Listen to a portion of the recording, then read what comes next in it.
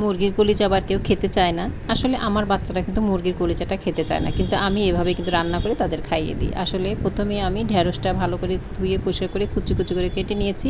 আর যে মুরগির যে কলিটা ছিল সেই কলিজাটা এটাকেও আমি ছোট ছোট পিস করে কেটে নিয়েছি। জাস্ট যেহেতু মুরগির কলিজা একদম নরম হয়, জাস্ট এভাবে চাপ দিলে কিন্তু একদম গলে যায়। এরপর আমি প্যানে কিছুটা তেল দিয়ে পেঁয়াজ কাঁচামরিচ হালকা ব্রাউন করে ভেজে নিয়েছি।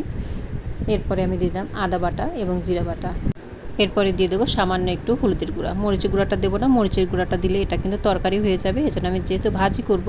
এরপরে আমি কলিজাটা দিয়ে এটাকে ভালো করে কষিয়ে নেব, জাস্ট যাতে এর গন্ধটা না থাকে।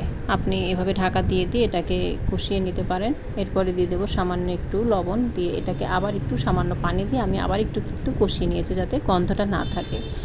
জাস্ট এভাবে আমার কলিজাটা ভালো করে যখন কষানো হয়ে গেছে তখন আমি ঢ্যাঁড়সটা দিয়ে দিয়েছি। ঢ্যাঁড়সটা আমি হালকা সবুজ কালারই রাখবো, বেশি সিদ্ধ করে ফেলবো না। জাস্ট এভাবে ঢাকা দিয়ে দিয়ে যখন পানি উঠে যাবে, জাস্ট এই পানিটা খালি শুকিয়ে ফেললেই কিন্তু এই ভাজিটা তৈরি হয়ে যাবে। এটা খেতে কিন্তু দারুণ লাগে। আর যেহেতু মুরগির কলিজাটা দেওয়া আছে, এটা অবশ্যই পুষ্টিতে ভরপুর হবে। আপনার বাচ্চা খেতে চাইলে এটা তো অবশ্যই বানিয়ে দিতে পারেন। আল্লাহ হাফেজ।